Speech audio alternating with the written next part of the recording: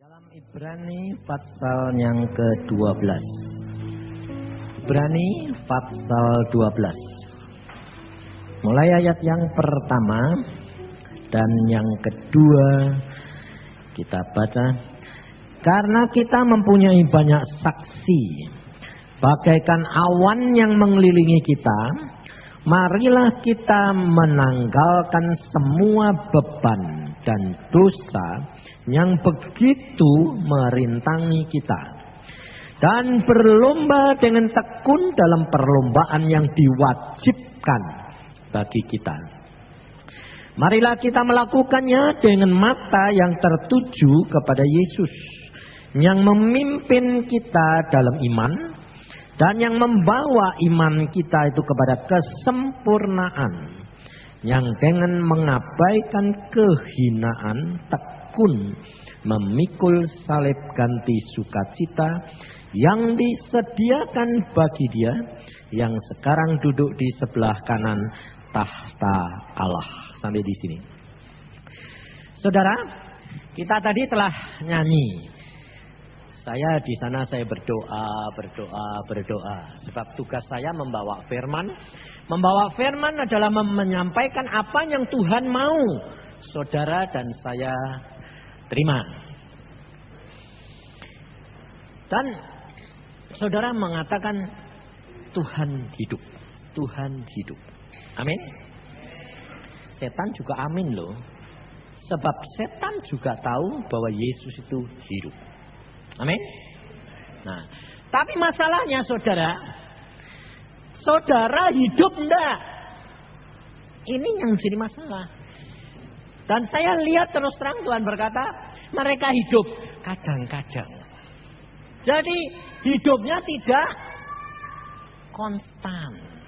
Jadi kadang-kadang sedang hangat, roh Allah Kudus hadir, hidup. Seperti tanaman layu kena air, hidup seger lagi. Tapi nanti kalau sudah jalan di dunia ini, layu lagi, kurang air. Nah ini saudara. Maka dari itu kita menjadi orang Kristen, mengapa tidak dapat mencapai kesempurnaan? Kita percaya Tuhan hidup. Kita percaya Tuhan itu luar biasa. Amin. Tetapi mengapa kita tidak pernah dapat naik terus? Ini saudara. Alkitab berkata Rasul Paulus kepada orang Ibrani, karena kita mempunyai banyak saksi. Nah, yang diartikan banyak saksi itu tidak hanya di dunia, saudara. Orang-orang kudus di surga itu menyaksikan. Jangan saudara kira bahwa kita ini tidak dilihat oleh Rasul Paulus, oleh Petrus, oleh Yohanes, oleh hamba-hamba Tuhan yang menyampaikan firman Tuhan, oleh nabi-nabi. Mereka melihat, menyaksikan.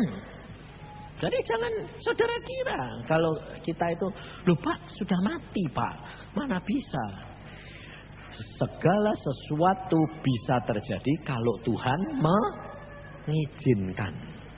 Sebab kalau Tuhan tidak mengizinkan, tidak bisa. Sebab saya sendiri pernah dibawa ke surga, Tuhan lalu berkata begini. Saya dibawa ke sana, saya ketemu Dia, dan itu harus melapisi melalui awan. Lalu gelap semua, tidak kelihatan semua. Surga pun kita tidak bisa lihat. Tetapi pada waktu saya nebus terus, karena ada firman berkata, jalan terus. Tidak bisa lihat Tuhan. Kanan kiri jurang. Tuhan berkata, jalan terus. Kamu iman enggak? Punya iman enggak? Punya. Kalau punya jalan. Lah, tapi gak ngerti di depan saya itu jurang atau tidak. Kamu percaya enggak? Percaya. Ya jalan aja. Nah, demikian juga saudara. Saudara punya iman? Amin. Tapi sementara ini saudara jalan dengan iman atau dengan pengertian? Saya buktikan. Kalau saudara ada suara berkata, kelihatannya jurang. Ini saya alami sendiri. Kalau kamu berani nyebrang ke sana, loncat. Pada waktu saya sudah kurang 3 hari, Tuhan bilang, aku sudah sediakan rumah. Tapi kurang 3 hari, belum ada apa-apa. Lalu saya dikasih penglihatan.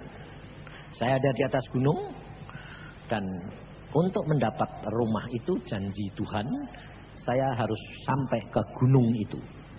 Tuhan berkata, dalam waktu 3 hari, kamu harus sampai ke gunung itu kalau kamu mau firmanku digenapi. Saya berkata, tidak mungkin. Sebab saya harus turun gunung, naik lagi. Lembahnya demikian dalam, tidak mungkin dalam waktu 3 hari. Lalu ada firman, kalau kamu berani, loncat. Katakan, Tuhan berkata, kalau kamu berani, loncat. Pengertian saya, loncat, mati. Betul enggak? Hah? Nah, lalu kamu sementara ini membaca firman, ngerti dulu, baru dijalankan, atau baca ngerti, tidak ngerti, jalan aja. Apa yang kamu lakukan? Pasti kamu mengatakan, baca, ngerti, baru dilakukan. Betul? Betul? Betul? Amin? Itu hikmat dunia. Itu bukan iman.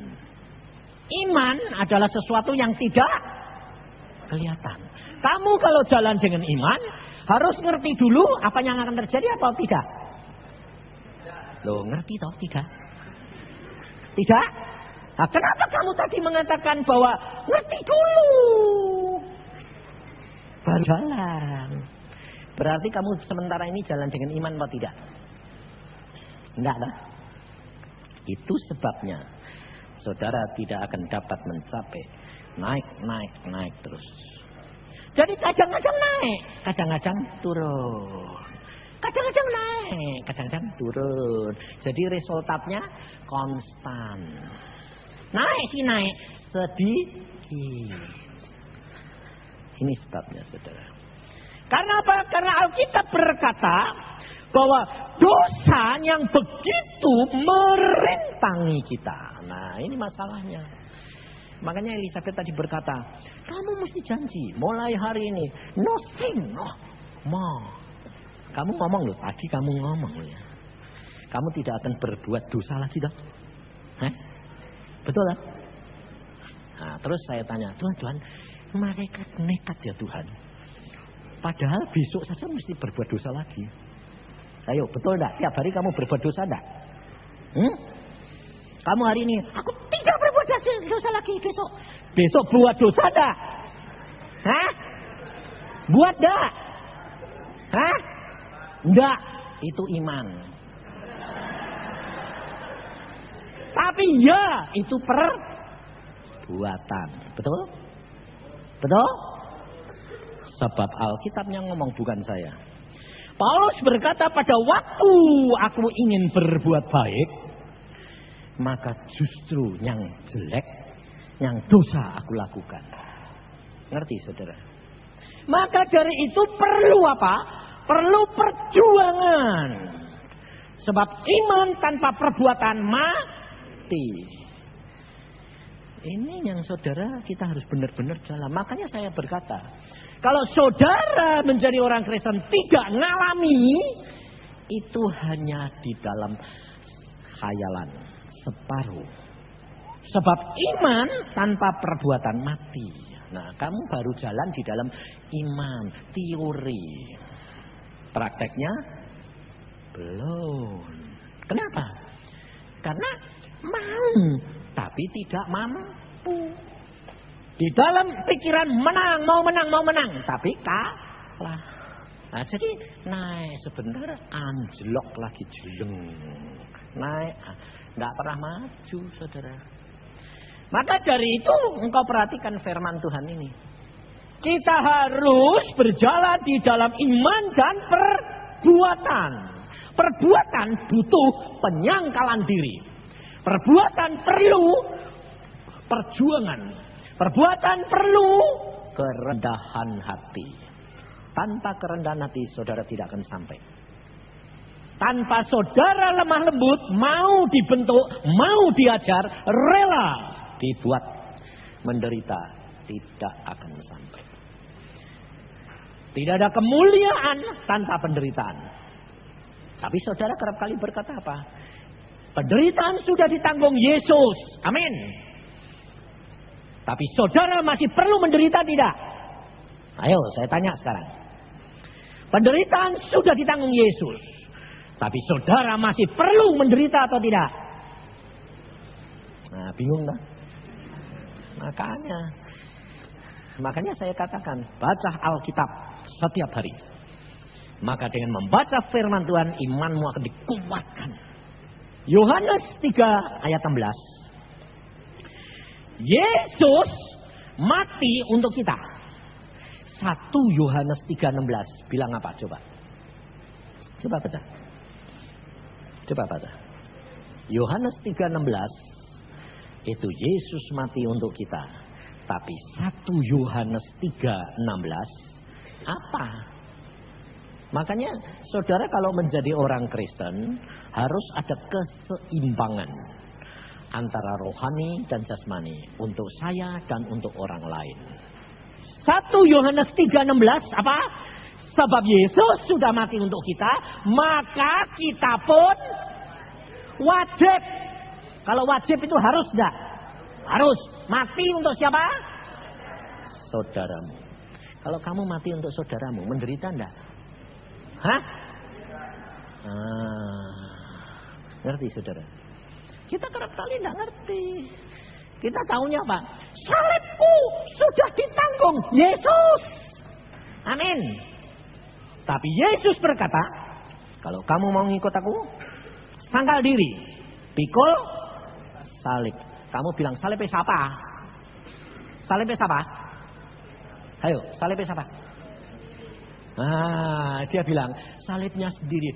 Salibmu sudah dipikul Yesus. Kok masih kamu tarik-tarian sama Yesus? Kalah. Kamu punya salib sudah dipikul Yesus. Sudah. Nah, kok kamu pikul lagi buat apa? Pantesan tidak maju-maju. Gepeng terus. Asal dikasihkan Yesus, diambil lagi, dipikul lagi. Sebentar, kalau nanti rohani, pakai kasih Yesus. Kalau sudah lupa, pikul lagi. Tidak maju. Ngerti. Salibnya siapa? Saudaramu. Alkitab tadi, Yesus mati untuk kamu, kamu wajib mati untuk saudaramu. Kalau kamu suruh mikul salibnya dunia, gepeng. Gak kuat. Makanya kamu dikasih beban sama Tuhan, pikul salib siapa? Saudaramu. Tidak banyak.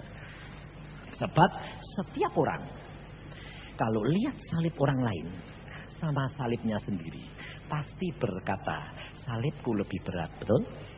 Semua orang berkata, iya salib dia sih ringan, salibku berat.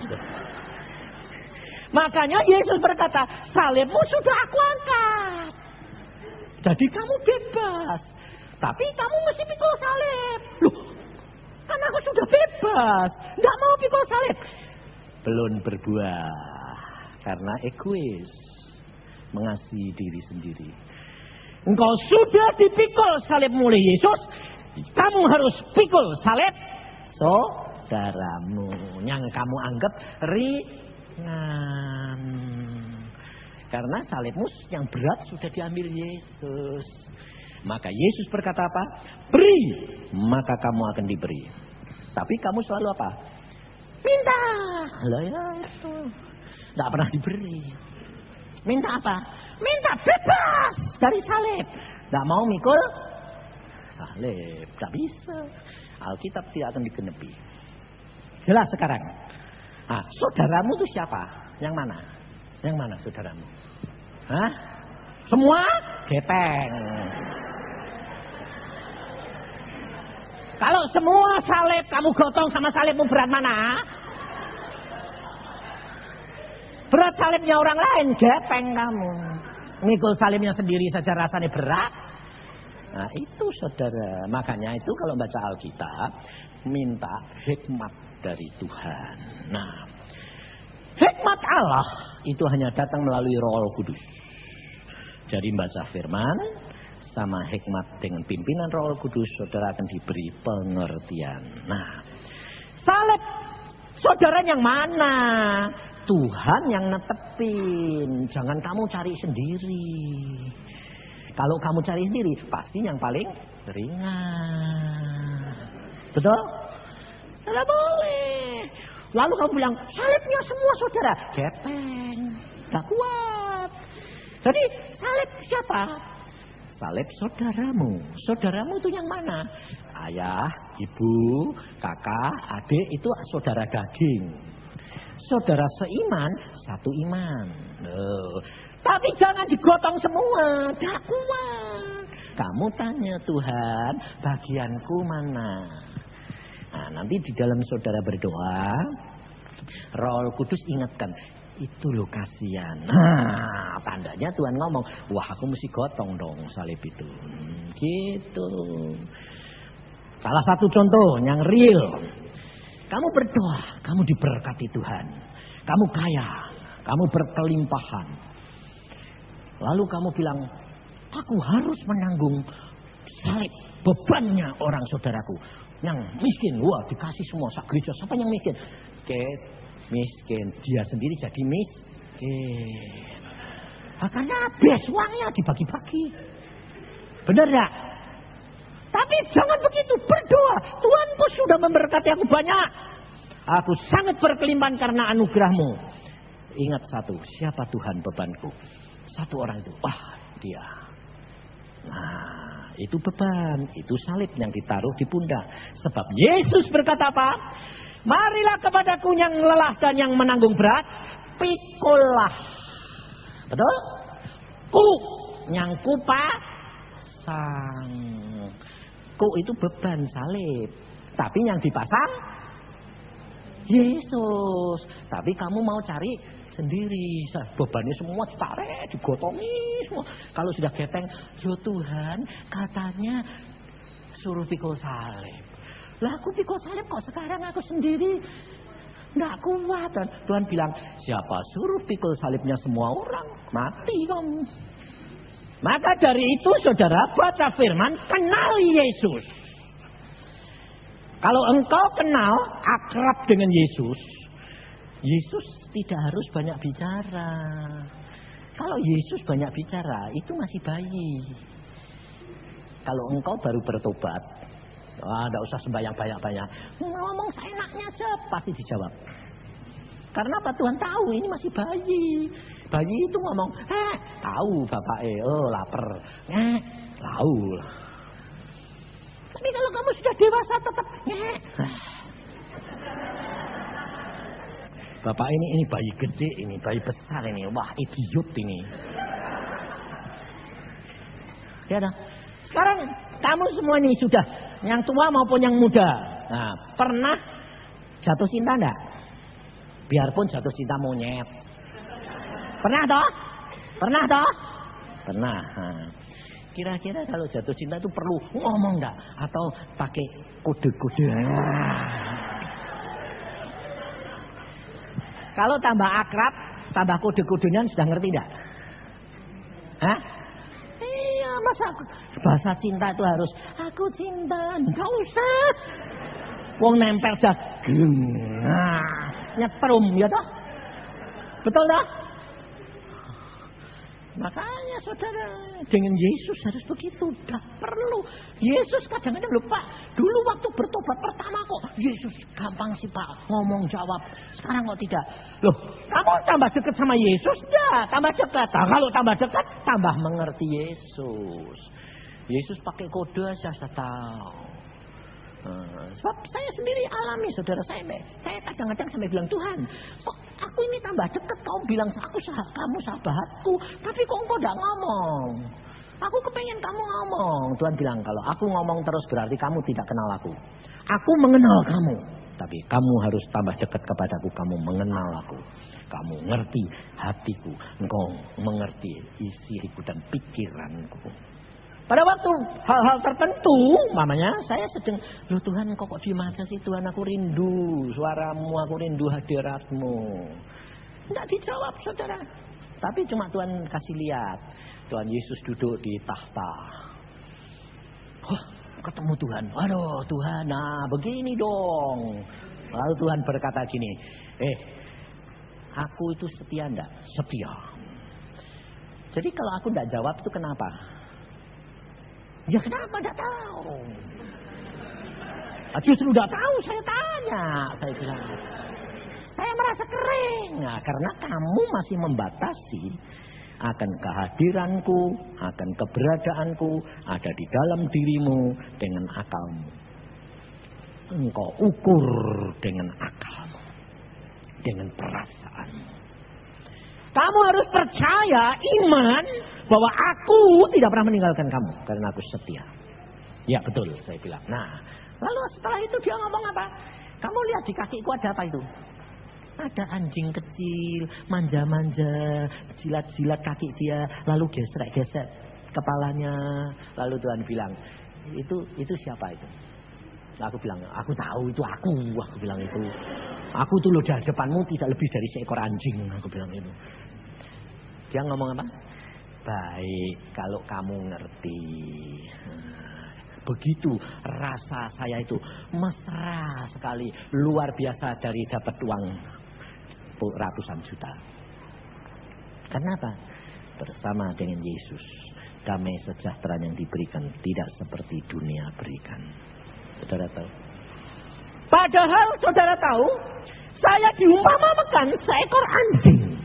Tapi kalau kamu sudah mengenal, kamu tidak sakit hati. Bahkan apa? Wah, anjing saya masih lumayan daripada aku dibandingkan Yesus. Kenapa? Karena kalau aku tahu bahwa diriku kotor, hina, cemar, tidak layak, Yesus begitu mulia agung, tidak ada artinya saya. Soalnya apa saudara? Alkitab berkata bahwa kebenaran manusia itu tidak lebih dari kain larah. Saudara tahu kain larah itu kain apa?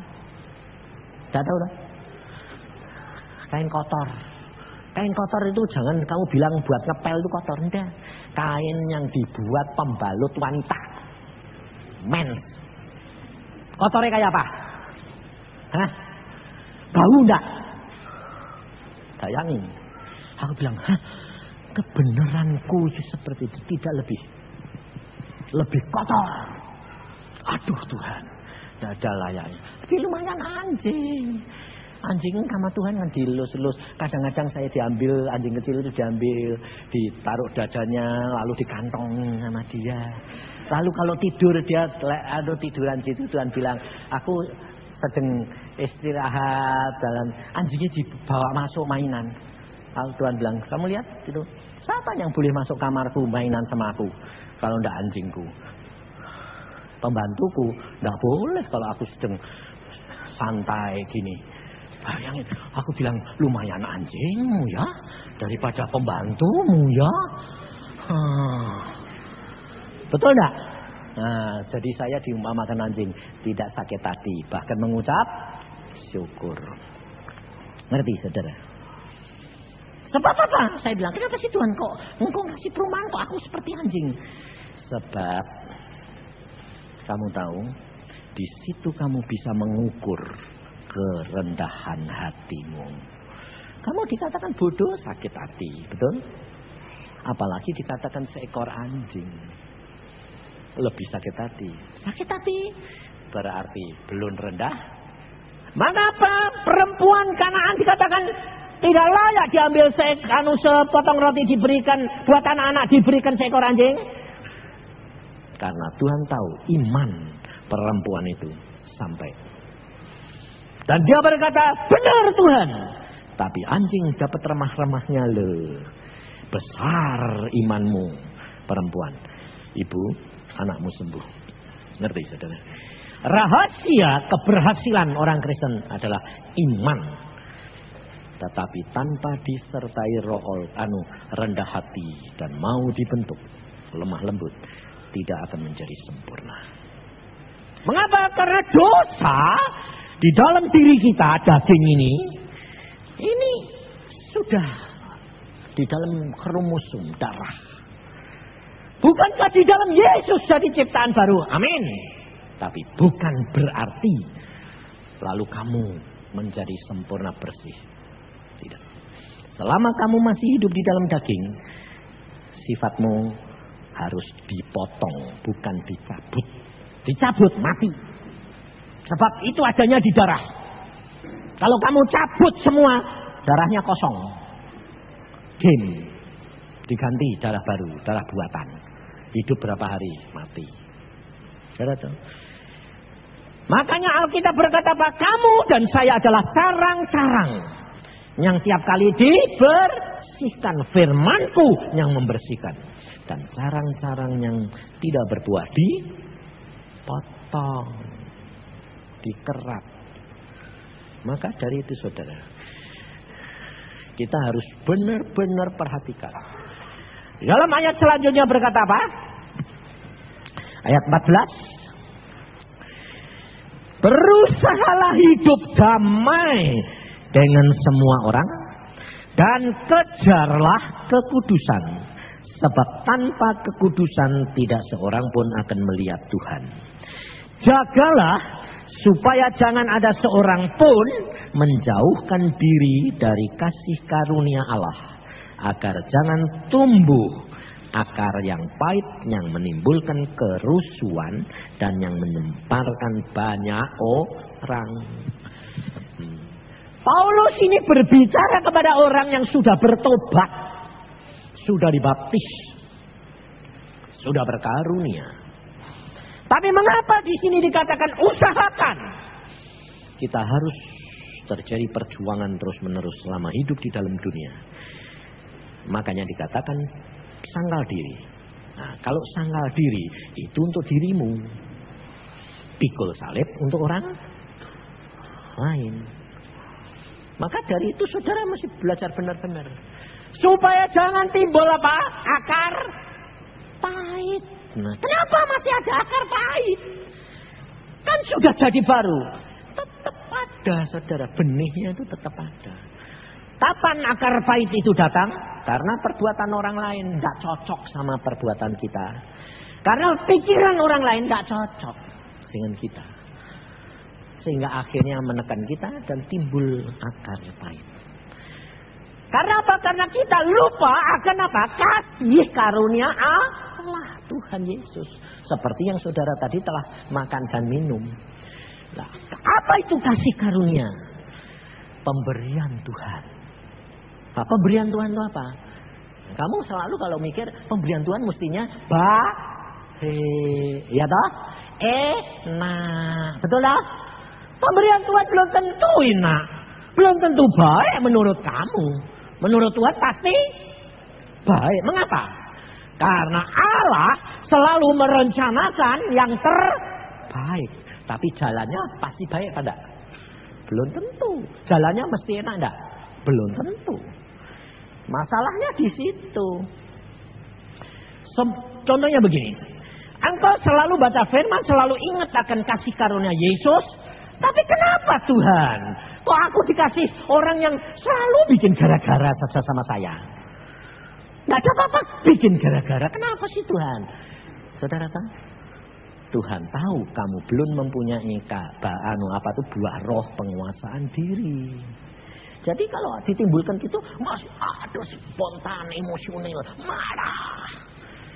Karena aku mengerjakan pekerjaan Tuhan, masih dicela lagi, salah lagi. Tuhan tahu, dibiarkan, dikasih benturan kayak begitu. Kenapa Tuhan tahu? Oh, dia masih belum bisa menguasai diri. Ya dibentur terus. Tiap kali timbul, waduh masih kalah lagi. Lalu Tuhan tanya, kamu sudah menang tak kalah? Kalah lagi, habis marah sih Tuhan. Jengkel. Loh, dulunya marah, ya langsung keluar mulut, ya. Terus yang kedua, sudah bisa diem Tuhan. Tapi masih panas, masih kalah. Cuma kurang. Dulunya 100%, sekarang 75%. Tuhan enggak mau, bentur lagi. Bisa nelen. Sudah ditelen. Tuhan bilang, menang apa kalah? Waduh, masih ngelunjak Tuhan. Jengkel aku. Nah, kalah. Baru 50. Bentur lagi. Kasihan ya Tuhan, dia kok mbok pakai bentur lah. Karena aku yang pakai kamu, pakai dia. Yang tak suruh bentur-bentur itu ya penting. Karena siapa? Cerewet, belum bisa kalahin sifatnya itu. Jadi semua dipakai sebenarnya. Dan terutama yang dipakai itu mesti suami istri, bapak anak, ibu anak, ibu sama mantu, gitu, mantu sama mertua itu. Tapi kalau saudara sudah bisa menang, oh beres. Ketawa, mesem aja, santai. Kan menang. Kalau sudah menang, luar biasa Tuhan bilang. Lulus, 1 berbuah penguasaan diri. Nanti kalau sudah lulus gitu, jangan saudara bilang, sudah selesai. Siapa bilang?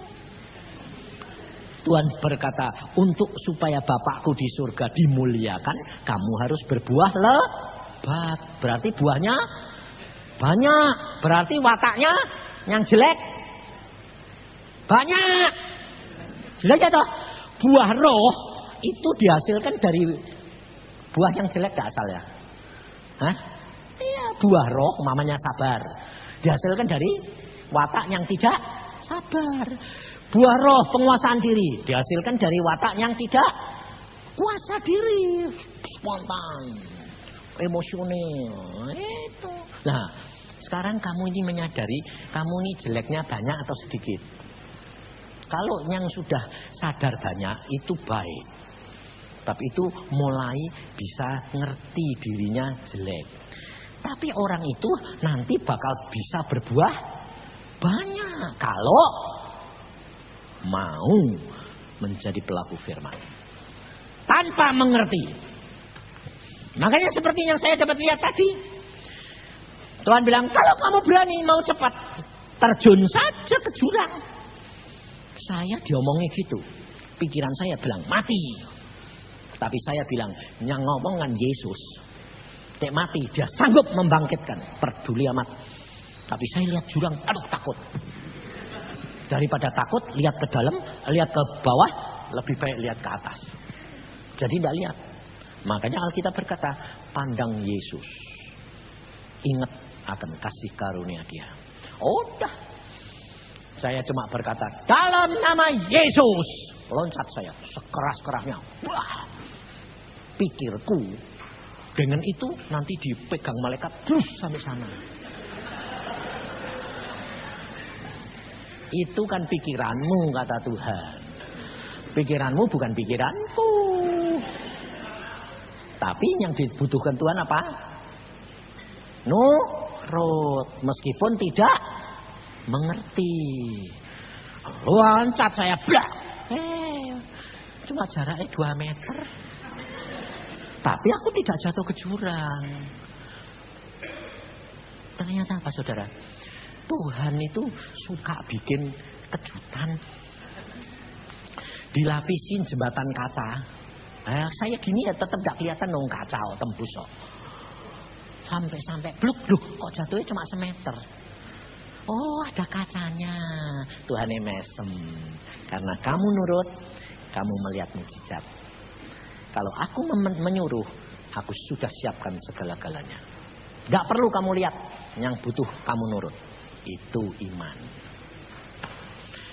Lalu dalam waktu sekejap saya lari sampai saudara di atas gunung. Tuhan bilang kamu dapat mencapai itu.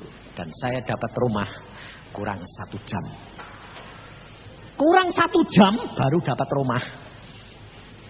Nah, karena Tuhan itu tidak pernah tergesa-gesa, tapi tidak pernah terlambat. Pas. Tuhan tuh selalu timingnya tuh pas. Kenapa? Memang Tuhan tuh paling senang begitu. Buat ketegangan. Kenapa kamu suka dibuat ketegangan sama Tuhan? Sebabnya kamu kurang percaya. Makanya kerap kali dipepet. Makanya sekarang saya tidak pernah tegang, saudara. Santai, saya bilang. Rileks. Tapi rileks bukan masa bodoh. Rileks masa bodoh itu salah. Itu orang frustrasi. Rileks karena percaya bahwa apapun yang Allah firmankan pasti jadi. Itu luar biasanya Allah. Dan apapun kejelekanmu diubah asalkan kamu lakukan firman.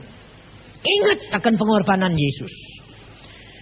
Dan kalau kamu kasih karunia itu diberikan, ingat kasih karunia Yesus. Yesus sudah mati buat kamu, kamu mati untuk saudaramu. Nah, jadi pada waktu saya dirubah Tuhan watak saya yang jelek ini, Tuhan bilang watakmu tuh jeleknya luar biasa. Terhadap siapa Tuhan? Istri. Kamu pencemburu. Bayangin. Aku jawabnya bilang, aku cemburu. Ya, ini kan watakmu. Wong Alkitab berkata Allah pencemburu. Nah, saya orangnya gitu kok saudara. Kamu enggak. Kamu lebih baik sih. Kalau enggak saya. Tuhan bilang, betul aku pencemburu. Tapi cemburuku sama cemburumu beda. Loh, bedanya di mana? Kalau kamu cemburu sama istrimu karena kamu egois. Istrimu kamu milihin dia 100%. Ya toh? Iya. Tapi kalau aku Tuhan cemburu sama kamu bukan demi kepentinganku, tapi demi kepentinganmu supaya kamu jangan binasa, kamu jangan menderita. Oh, beda Tuhan, beda. Kalau kamu punya cemburu seperti cemburuku, kamu mesti mengasihi istrimu. Dan tidak untuk egois, tapi layani dia. Sayangi dia supaya dia bahagia. Kamu ikut bahagia. Oh gitu. Terus Tuhan bilang, mulai hari ini kamu tidak punya cemburu lagi. Tapi karena punya kasih. Sejak itu saya mengasihi dia. Saudara? Jadi saudara mau apa? Susah kalau masih ngatur. Masih ngatur terus gak bisa. Tuhan itu gak bisa diatur. Sak mau-maunya dia. Kamu yang nurut dia. Ya toh? Kamu sama Tuhan bantah, pasti kalah. Kamu melawan, pasti kalah. Ayo mau apa? Dia apa-apain kalah kok. Oh dia maha kuasa. Nah, lalu kamu mesti cerdik. Karena Tuhan sudah bilang toh. Kamu harus cerdik seperti ular. Tapi tulus hati seperti burung merpati. Cerdiknya bagaimana? Bagaimana supaya janjinya Tuhan itu semua digenepi. Loh betul tak? Gak usah kamu ngotot gini. Mana janjimu? Mana janjimu? Gak usah. Kamu ngotot kayak gitu. Gak bakal. Sebab Allah setia. Tidak mungkin dia tidak genepi janjinya. Tapi Allah berkata, lakukan apa yang aku perintahkan. Saudara tidak usah memperhatikan mana janji masih. Gak usah. Itu Allah setia. Kamu lakukan bagian kamu. Hari demi hari. Jalan aja. Nanti Allah mesti kasih dewek. Sebab kalau aku sudah melakukan. Allah tidak bisa tidak memberi. Sebab dia setia. Dia tertuntut. Oleh firmannya sendiri. Dia beri. Nah kamu rileks lah. Lakukan aja bagian datang dewek. Datang sendiri, gak usah kamu ribut-ribut. Ini pengalaman saya hari demi hari. Gak usah saya bilang, Tuhan duitku habis. Tuhan aku kepingin ini. Gak usah. Gak usah. Saya tuh paling senang mobil saudara. Saya cuma kadang-kadang cuma ngomong gini saja. Hari demi hari aku berjalan dengan Tuhan. Aku cuma gini. Aku kok sudah bosan mbak mobil ini. Nah, aku komplain, dah, minta, dah, ya toh, cuma menghimbau.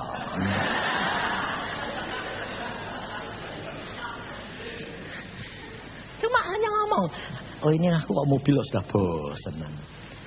Dia jawab, ya ganti sana. Nah, boleh Tuhan, boleh. Lu kok baik sih Tuhan? Aku kan ngerti hatimu. Kepingin tapi tidak berani minta. Loh, kepingin tapi tidak berani minta. Kenapa? Tahu aku kalau minta di luar kehendak dia tidak akan diberi. Tapi dia berkata, jikalau engkau di dalam aku dan firmanku di dalam kamu, minta apa saja aku beri. Aku di dalam Yesus berarti apa? Semua kehendak dia, semua dari dia. Jadi Alkitab berkata, sebelum engkau minta, Allahmu sudah tahu kebutuhan kamu. Amin. Nah, ya, kenapa pusing-pusing, santai aja. Ini hidup kekristenan, saudara. Ingat selalu akan kasih karunia dia, pengorbanan dia. Begitu lembut, begitu kasih. Saya hari demi hari dirubah Tuhan. Bayangin.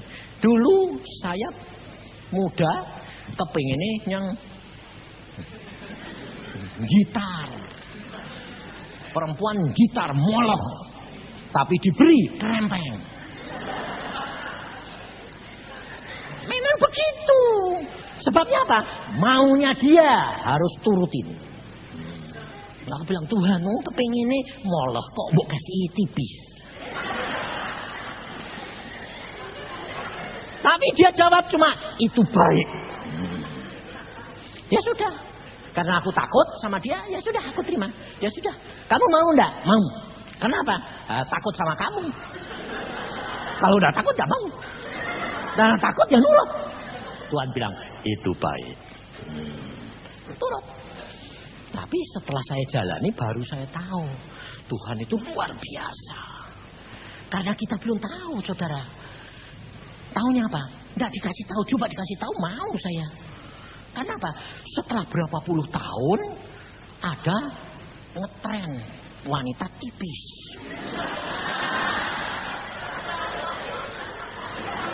Lah kalau saya belum punya yang tipis, pasti kepengen. Tuhan tahu kamu nanti di hari Tuhan bisa jatuh. Dia sudah tahu nanti di sana jauh itu ada jebakan, ada pencobaan. Sudah tahu dia. Makanya dikasih dulu sekarang, mumpung belum apa-apa. Tapi keinginan saya, moloh diberi, beri. Setelah kawin berapa tahun ngetren tipis, aku punya moloh. Nah, kenapa? Lah sudah kawin mekar. Nah, jadi moloh. Loh betul lah. Ini ibu-ibu ini kan ya gitu loh ya. Jadi ini saudara. Lah makanya saya bilang, waduh Tuhan, ikut engkau itu luar biasa. Alami, saksikan, dan beritahukan anak-anak muda supaya mereka jalan bersama dengan aku. Takut akan aku. Itu adalah permulaan semua-semuanya. Dan datang. Lalu Tuhan berkata, itu belum cukup. Hah? Malah belum cukup, belum. Kamu mesti menjadi penggenap Alkitab. Mazmur 92. Oh ya sudah. Saya bilang, apa sih Tuhan? Saya baca. Ayat 13, 14, 15. Orang benar akan bertunas seperti pohon korma. Akan tumbuh subur seperti pohon aras di Libanon. Mereka yang ditanam di bait Tuhan akan bertunas di pelataran Allah kita. Pada masa tua pun mereka masih berbuah menjadi gemuk dan segar. Istri saya melar terus sekarang. Jadi gemuk sekarang, bukan moloh lagi. Karena dulu beratnya 37 tipis, sekarang 73. Wah. Jadi saya bilang, saya komplit. Tipis punya, moloh punya, gendut punya. Lalu Tuhan bilang, komplit. Kamu harus menikmati di dunia dan di surga. Saudara tahu? Ini hidup kekristenan. Maka dari itu jangan batasi. Jangan hidup dengan pikiranmu. Jangan hidup dengan caramu berpikir yang salah. Tapi hidup bersama dengan Yesus hari demi hari. Sebab apa? Sebab saat-saat tertentu ada satu momen, satu saat satu ketika yang saudara dan saya itu harus didapati benar. Kalau saudara didapat tidak benar, saudara harus mengulang lagi. Dan itu butuh berapa waktu lagi, tahun. Saya bilang, waduh Tuhan, tiap kali ada ujian. Iya. Mengapa Tuhan? Karena iman seseorang itu ada kadarnya. Seperti emas. Jadi kamu sudah berapa tahun menjadi orang Kristen, imanmu harus mencapai kadar ke situ. Berapa tahun menjadi orang Kristen tambahan, kadar iman harus naik. Dan perbuatan. Jadi kadar iman itu ada kadarnya. Baca Alkitab. Rasul Paulus bilang, jangan memikirkan terlalu tinggi. Pikirkan begitu rupa sesuai dengan kadar imanmu. Maka dari itu kerap kali anak muda selalu apa? Percaya, imani. Orang kalau mengimani itu sebetulnya tidak punya iman. Sebab apa? Alkitab berkata, segala perkara bisa dapat terjadi bagi orang beriman. Bukan segala perkara bisa terjadi kalau diimani. Tidak. Sebab kalau kamu mengimani, kamu belum punya iman. Kalau kamu beriman, engkau sudah diberi kadar imanmu, kamu tahu. Nah, bagaimana kamu bisa tahu kamu punya kadar iman? Kalau Allah sudah berfirman. Contohnya, saya tadi kan senang mobil. Saya tidak berkata, tak imani. Gak. Aku bilang, aku kok sudah bosan. Tuhan berkata, ganti ya ganti. Nah, firman turun. Firman turun itu adalah apa? Rema. Rema berkata, ganti ya ganti. Berarti Tuhan sudah mengukur imanku sampai. Aku bilang, amin. Meskipun belum punya duit. Sampai. Kenapa? Karena Tuhan itu orang beriman. Jadi segala sesuatu dahulukan dia. Nah, itu bagaimana caranya bisa? Belajar dari hari ke hari. Hari demi hari engkau berjalan langkah demi langkah bersama Yesus. Mendahulukan dia dalam segala perkara. Saat nanti ada ujian, momen yang membutuhkan ujian, kamu pasti lulus. Tapi kalau engkau tidak berjalan dengan hari demi hari, tidak bakal lulus. Ngulang terus. Karena apa? Karena anak-anak yang sekolah ini, kalau kamu tidak belajar tiap hari, kamu nanti mau ujian sekaligus. Besok ujian, hari ini belajar. Mampu tidak? Tidak mampu. Tapi kalau tiap hari sudah kamu cicil, sudah belajar terus ujian, rileks, santai, jalan aja lulus. Itu saudara. Makanya Tuhan Yesus berkata, setialah dalam perkara yang kecil. Saudara dan saya harus setia dalam perkara yang kecil. Kecil apa? Hari demi hari berjalan dengan dia. Diubah. Saya punya watak dulu jeleknya luar biasa. Tanya istri. Sekarang dirubah Tuhan luar biasa. Kekudusan, Alkitab berkata, tidak ada seorang pun yang dapat melihat Tuhan kalau tanpa kekudusan. Kekudusan bukan diukur dengan imanmu, dengan karuniamu. Kekudusan diukur dengan penurutanmu. Kalau kamu menurut, menyerah kepada dia, maka kamu dibersihkan. Otomatis ukuran kekudusan itu dalam satu periode Tuhan menemui. Nanti Tuhan nuntut kamu lebih tinggi, lulus, Tuhan menemui. Lebih tinggi, kadar iman lebih tinggi. Dan kadar iman itu hanya dapat diukur dengan apa? Baca firman, menjadi pelaku firman, menuruti firman. Dan rendah hati, kau akan sampai. Tidak akan dapat terjadi hati yang pahit kalau kamu mengenal Yesus. Makanya saya tidak bisa pahit, saudara. Dulu saya pemarah, saudara. Pemarah, sedikit-sedikit emosional, tidak mau kalah. Setelah Tuhan didik dan rileks seperti aku. dihina, diejek, itu sudah menjadi bagian yang harus dipikul. Oke? Nah, jadi tidak apa-apa. Toh Tuhan berkata, kalau kamu diejek, kamu dihina karena aku, upahmu besar di surga. Jadi lihat aja. Jadi enak saudara. Tidak ada kepahitan sehingga kamu ketemu sama orang lain tidak menjadi batu sandungan. Tapi rileks aja. Ketemu musuh juga baik. Ketemu enggak musuh, dia yang nganggep musuh, bukan saya. Saya enggak pernah punya musuh. Saya bilang, Pak, saya tuh dulu benci sama kamu. Oh. Tapi Pak Yusa asal ketemu saya kok tetap tidak ada rasa benci. Tapi Pak Yusa tahu, Tuhan bilang orang itu salah ngerti sama kamu. Ya kasihan dong Tuhan. Sekali waktu buat dia ngerti. Tuhan bilang nanti aku beresin. Ya sudah. Dia pembela masa bodoh. Jadi saya tetap baik. Tuhan beresinnya lucu. Dia seorang perempuan. Dia seorang pengusaha. Tapi dia kalau ketemu saya bilang tunggu waktu Tuhan. Jadi nggak bisa. Saya tuh orangnya nggak peduli saudara. Orang kaya, orang miskin. Kalau Tuhan bilang layani, tak layani. Kalau Tuhan bilang tidak, enggak.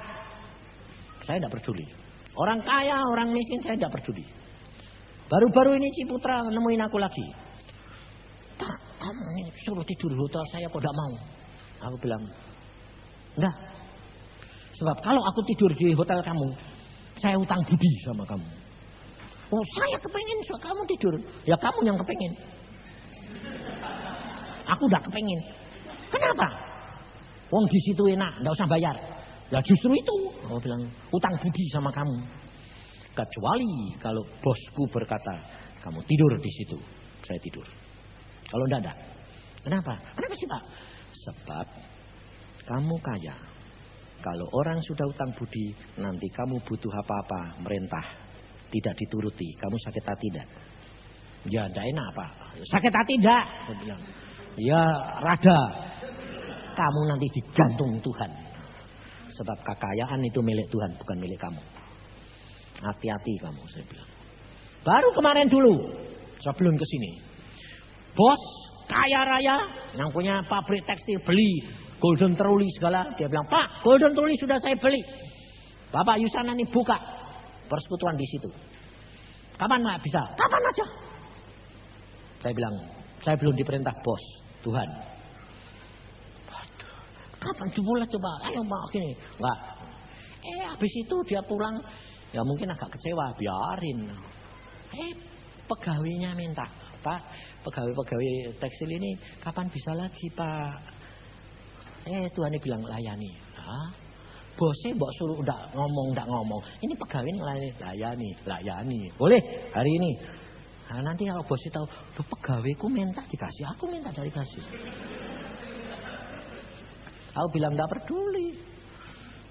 Kalau bos bilang itu saya layani, kalau ndak, saya bilang ndak urusan. Saya digaji bos kok. Di surga kok, ndak digaji manusia. Sebabnya apa saudara?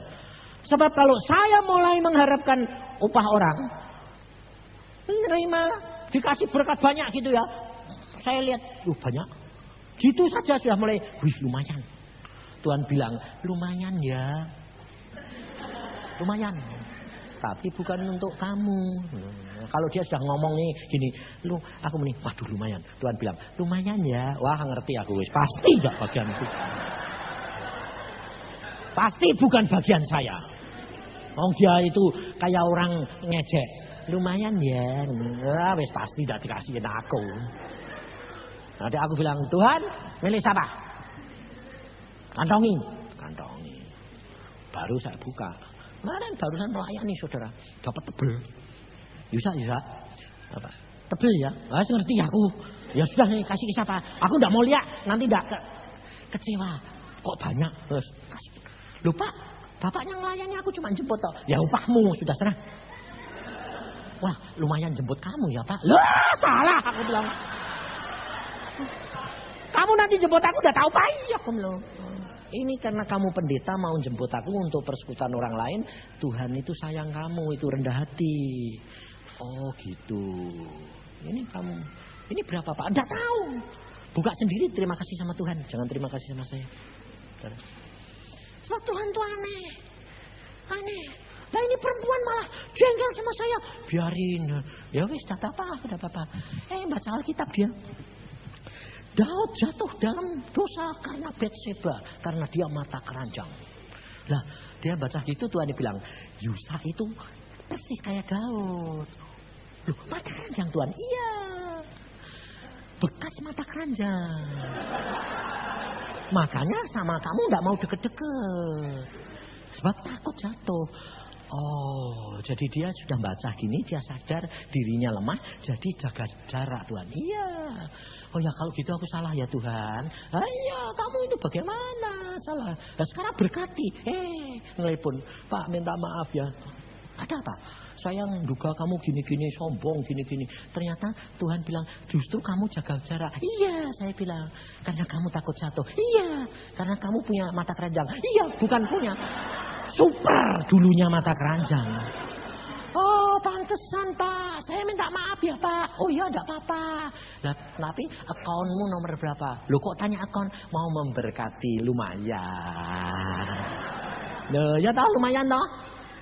Pada waktunya justru saya butuh Tuhan nyodorin dengan cara yang tidak saya pikir timbul dalam hati saya. Itu Tuhan. Maka dari itu saudara, lakukan saja apa yang menjadi bagianmu, apa yang menjadi bagian Tuhan.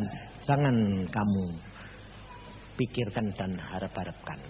Itu pasti digenepi asal kamu membayar bagianmu. Karena Tuhanmu Tuhan yang luar biasa. Amin. Mari kita berdoa.